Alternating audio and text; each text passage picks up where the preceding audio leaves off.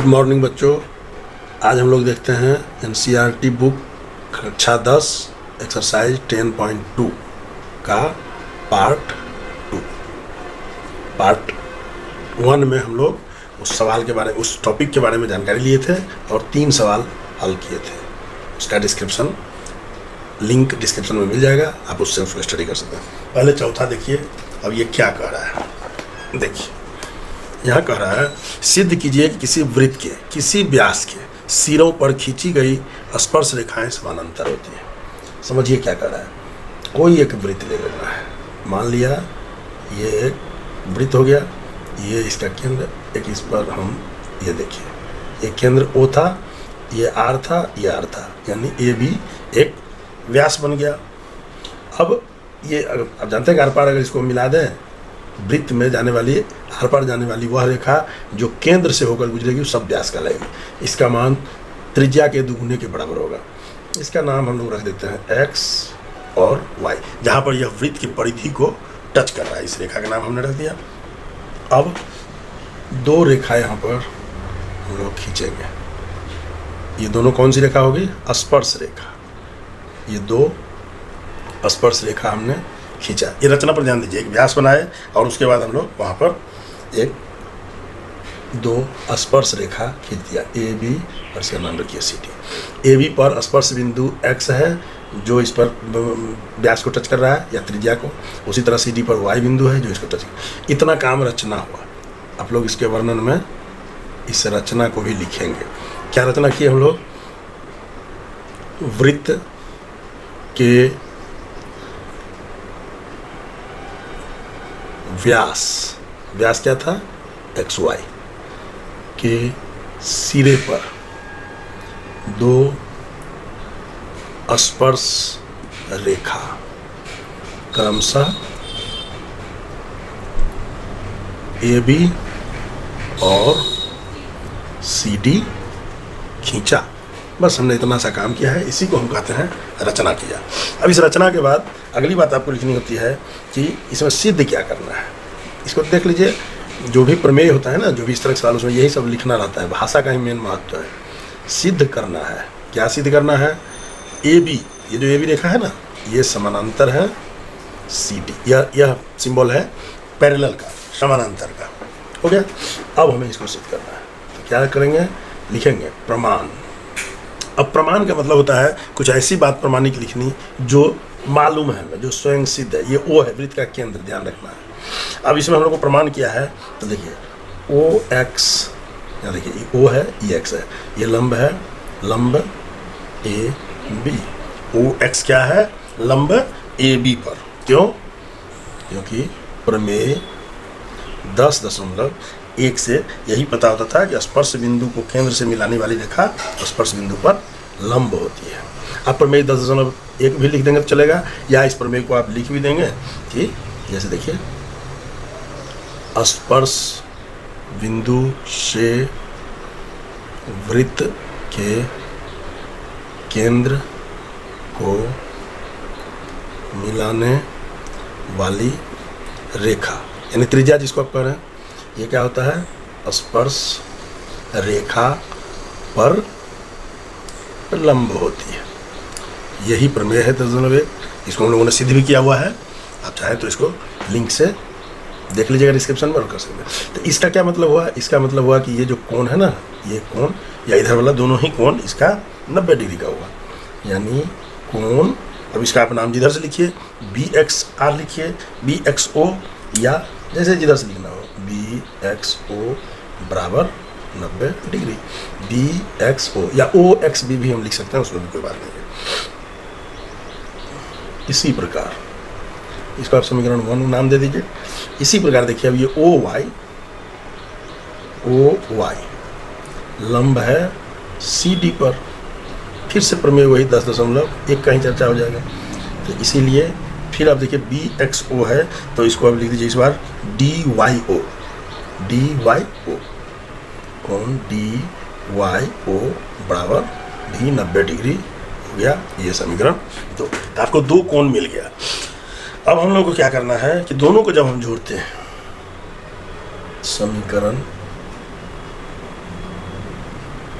एक और दो को जोड़ने पर क्या प्राप्त आएगा? कोण BXO प्लस कोण DYO बराबर 180 डिग्री हो जाएगा। 90 डिग्री जोड़ 90 डिग्री जोड़ दीजिए 180 डिग्री। अब ये ध्यान से देखिए, दोनों कौन सा कोण हुआ? एक कोण इसकी बात कर रहे हैं, एक कोण इसकी। ये क्या है? दो रेखा के मध्य कोई एक रेखा है, तीसरी तिर्यक रेखा, उसके एक ही ओर के दोनों कोण है, ये और ये दोनों ही कोण एक ही ओर के, इसको आसन्न कोण कहते हैं। ठीक है। चूंकि किसी भी दो रेखा के बीच में, किसी दो रेखा के मध्य बने, कोई भी मध्य बने एक ही ओर के आसन्न कोण, जब भी कोई दो रेखा रहेगा उसके बीच एक रेखा रहेगा जिसमें एक ओर के बने आसन्न कोण का योगफल, अगर आसन्न कोण संपूरक यानी 180 डिग्री है, ऐसा अगर कभी भी होगा तो इसका मतलब ये दोनों रेखा समानांतर होगी है, तो वो दोनों रेखाएं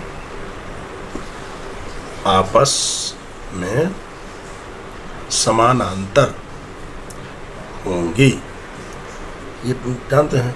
इसीलिए अब इसका जो है ये AB समानांतर CD, ये प्रूव्ड या सिद्ध हुआ। लिखिए, ये सवाल इस तरह से क्वेश्चन नंबर 4 समाप्त हो गया। इसी तरह से अब देखिए क्वेश्चन नंबर 5। सिद्ध कीजिए कि स्पर्श बिंदु से स्पर्श रेखा पर खींचा गया लंब वृत्त के केंद्र से होकर गुजरता है। देखिए क्वेश्चन नंबर 5। अब ये क्या बोला कि किसी भी स्पर्श बिंदु से स्पर्श रेखा पर खींचा गया लंब, जैसे एक ये वृत्त हो ना, ये वृत्त एक बना लीजिए, इस पर एक ये स्पर्श रेखा बना देंगे, इस पर ये स्पर्श बिंदु हो गया, और इस पर जो हम एक लंब खींचेंगे, ये लंब, यानी लंब का क्या मतलब 90 डिग्री, तो वह इसके केंद्र से होकर गुजरेगा। ये केंद्र है, उससे होकर यह रेखा गुजरेगी। ठीक है, तो ये हमें यहाँ पर रचना करना है। ठीक है, ये मान लीजिए PQ एक रेखा हो गई, और यह जो रेखा थी स्पर्श रेखा, इसका नाम है AB। P क्या हो गया? स्पर्श बिंदु। फिर से वही लिखिए, रचना। देखिए, O केंद्र वाले वृत्त के स्पर्श रेखा AB पर स्थित P बिंदु क्या है? स्पर्श बिंदु है। P बिंदु पर खींचा गया लंब PQ है। ये लंब इतना रचना किया। अब इसके बाद हम लोगों को यहाँ देखना है सिद्ध क्या करना है। देखिए, सिद्ध करना है कि यह जो हमने लंब खींचा ना, यह लंब PQ वृत्त के केंद्र O से होकर गुजरता है। यही हमको सिद्ध करना है। मतलब ये जो लंब बनाएंगे ना, यह O से होकर गुजरेगा। इसी बात को हमको यहाँ दिखाना है। अब यहाँ पर फिर लिखेंगे प्रमाण। सब स्टेप इसी तरह से रहता है सिद्ध करने का। अब प्रमाण में क्या है, तो यहाँ पर देखिए PQ, ये जो है PQ हमने खींचा हुआ है AB पर लंब, PQ लंब है AB रेखा पर, AB पर ये लंब है। अब इसमें देखिए PQ रेखा जो है, इसी में वृत्त का त्रिज्या इस पर बीच में पड़ रहा है, आप देख रहे हैं PQ पर, इसी रेखा PQ में बिंदु O, यानी बिंदु O क्या है? केंद्र। ये बड़ी ब्रैकेट में समाहित है, मतलब उसी में यह पाया जा रहा है, उसी पर है, केंद्र पर ही, मतलब त्रिज्या पर ही वह केंद्र या जो लंब खींचे थे उसी पर है।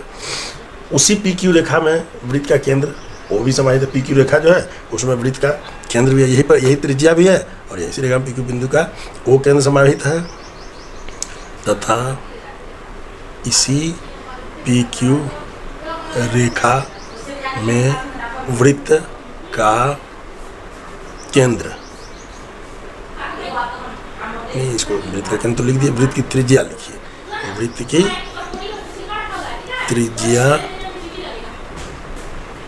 त्रिज्या भी समाहित है।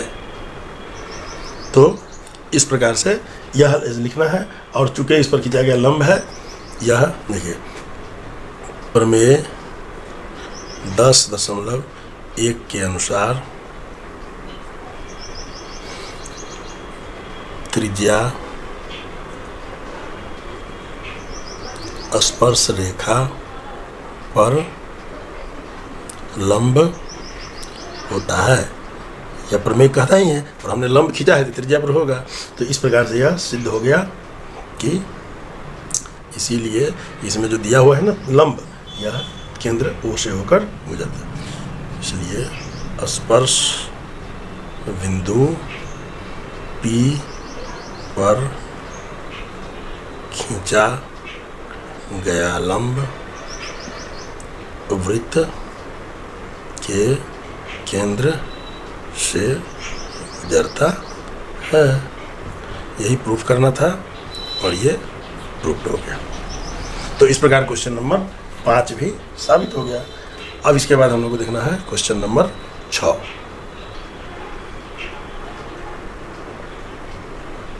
यह क्वेश्चन क्या कह रहा है कि एक बिंदु ए से जो वृत्त के केंद्र से 5 सेंटीमीटर की दूरी पर है, वृत्त की स्पर्श रेखा की लंबाई 4 सेंटीमीटर है, तो वृत्त की त्रिज्या ज्ञात कीजिए। एक चित्र बना दीजिए।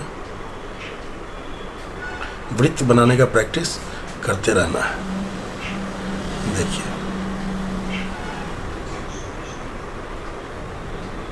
अब यहाँ पर क्या था, एक बिंदु ए, यही है बिंदु ए, यहाँ पर एक केंद्र, ये हो गई त्रिज्या, ये इसका स्पर्श बिंदु है। तो इसी से होकर के ये ए है, इसका नाम बी रख देते हैं, ये ओ है ही। अब आपको कहा है कि वृत्त के केंद्र से 5 सेंटीमीटर, ये दूरी है 5 सेंटीमीटर और ये स्पर्श बिंदु से स्पर्श रेखा की लंबाई है 4 सेंटीमीटर। तो आपको ये ओ बी की लंबाई ज्ञात करनी है। ये कितना है, आर जो है, इसी को ज्ञात करना है। तो इसमें कुछ नहीं करना है। देखिए ओ ए बराबर 5 सेंटीमीटर, ए बी बराबर देखिए 4 सेंटीमीटर, ओ बी बराबर आर, ये निकालना है। इतना 3 चीज़ आपको दिया हुआ है।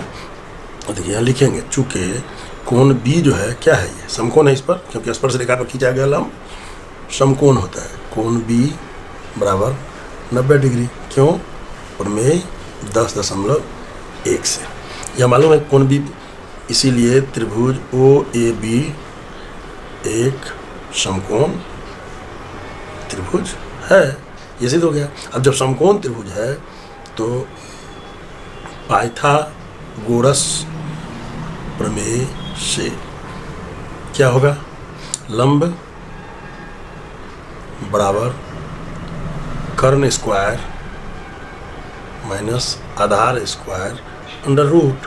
अब मान दे दीजिए कर्ण क्या था, ओ ए का square minus A B square under root बराबर 5 square minus 4 square under root बराबर 25 माइनस 16 का अंडर रूट बराबर 9 का अंडर रूट, यानी 3 सेंटीमीटर। और यही इसका हल भी होगा, यानी ओ बी बराबर 3 सेंटीमीटर। तो ये हो गया क्वेश्चन नंबर 6। अब देखिए क्वेश्चन नंबर 7 कह रहा है कि 2 संकेंद्रीय वृत्तों की त्रिज्याएं 5 सेंटीमीटर और 3 सेंटीमीटर है। पहले 2 संकेंद्रीय वृत्त देख लीजिए। संकेंद्रीय वृत्त किसे कहते हैं, एक वृत्त ये हुआ और इसी वृत्त के केंद्र से होते हुए एक और वृत्त अगर बन जाए, 2 वृत्त जो एक ही केंद्र से होकर गुजरे, उसे हम कहते हैं संकेंद्रीय वृत्त। अब इसमें क्या है, एक का ये त्रिज्या मान लीजिए दिया हुआ, दोनों की त्रिज्याएँ दी हुई थी, एक है 3 सेंटीमीटर, इसको कहिए 3 सेंटीमीटर, और दूसरी त्रिज्या ये हुई, ये है 5 सेंटीमीटर, ये दोनों त्रिज्याएँ दी हुई हैं। अब अगला भाग कर रहा है वृत्त की उस जीवा की लंबाई ज्ञात कीजिए, बड़े वृत्त की जीवा जो छोटे वृत्त को स्पर्श करती है। जीवा क्या कहते हैं? वैसी रेखा जो वृत्त के दोनों सिरे पर परिधि को टच करता हो किंतु वह वृत्त के केंद्र से होकर नहीं गुजरता हो, ऐसी रेखा को जीवा थी। ये रेखा जो मेरी हुई ना ए बी, यह रेखा जीवा कहलाएगा। अब देखिए यहाँ से एक लंब दे दीजिए, यह मान लीजिए स्पर्श रेखा पर क्या था, ये पी रेखा, यह क्या हो गया त्रिज्या, छोटे वृत्त की त्रिज्या, इसका मान कितना है 3 सेंटीमीटर, यानी ओ पी, देखिए ओ पी बराबर 3 सेंटीमीटर। और अब क्या कीजिए ए को ओ से मिलाइए, ओ ए बराबर 5 सेंटीमीटर। वैसे ये बड़ी वृत्त की त्रिज्या यहाँ से यहाँ तक देखिए ये 5 सेंटीमीटर है। उसी प्रकार ओ बी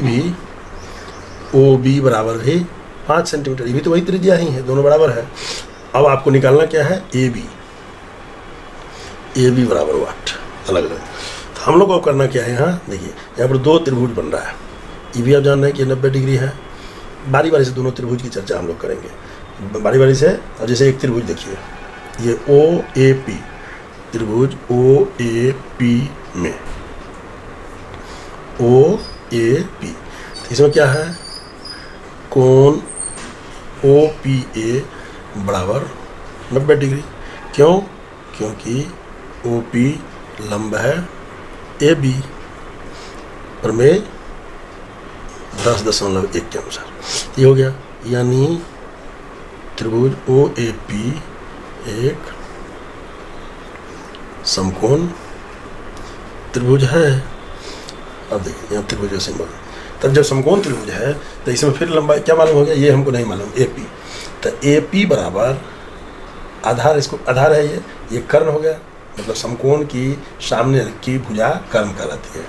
तो O A square minus O P square लंब, देखिए यहाँ से मान दे दीजिए 5 स्क्वायर माइनस 3 स्क्वायर बराबर हो गया 25 माइनस 9 बराबर 16, यानी 4 सेंटीमीटर, यानी ये भाग निकल गया 4 सेंटीमीटर। उसी प्रकार पुनः त्रिभुज ओ पी बी में भी कोण ओ पी बी बराबर 90 डिग्री है, अतः त्रिभुज ओ पी बी एक समकोण त्रिभुज है।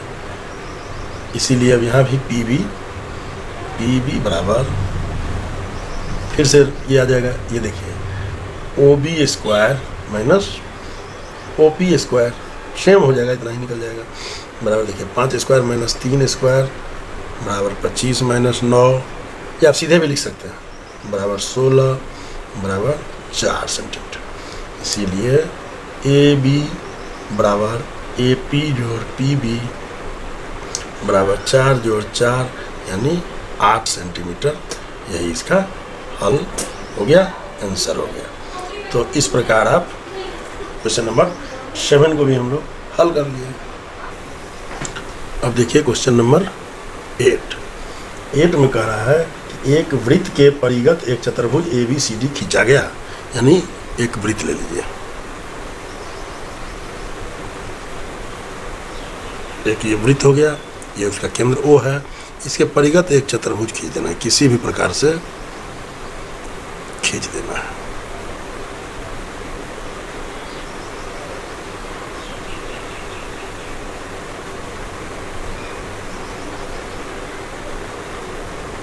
ये चित्र आपकी बुक में दिया हुआ है, कोशिश करना है कि वही फॉलो करें। इसका name A B C D, और इस पर जो स्पर्श बिंदु है उसके नाम है यहाँ से पी क्यू आर एस,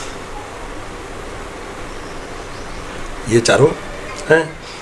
अब आपको क्या सिद्ध करना है, देखिए सबसे पहले इसमें रचना को लिखिए, ये केंद्र O है, रचना या दिया हुआ है, दिया गया है कि O केंद्र वाले वृत्त के परिगत, परिगत का मतलब होता है बाहर से, बाहरी सीमा पर, परिगत एक चतुर्भुज ABCD खींचा गया। ये खींचा गया। अब इसमें क्या है, PQRS बिंदु क्रमशः AB, या लिखिए स्पर्श रेखा AB BC CD एवं AD पर स्थित स्पर्श बिंदु है। इतनी बात दी हुई है। आपको अब सिद्ध क्या करना है, सिद्ध करना है कि कोई भी ये रेखा है ना, इस प्रश्न में दिया हुआ है हिसाब में AB plus CD, AB plus CD, ये दोनों ही रेखा जो है सो यह AD प्लस BC के बराबर है। इसी को हम लोग को सिद्ध कर लेना है। अब देखिए इसमें हम लोग को क्या करना है कि हम इसमें दिखाएंगे, देखिए कुछ शब्द पर ध्यान देना। ये सब इस तरह ज्योमेट्री, जो ज्यामिति के हिसाब बनाने में रचना सिद्ध करना है, प्रमाण, ये सब बातें लिखी जानी है।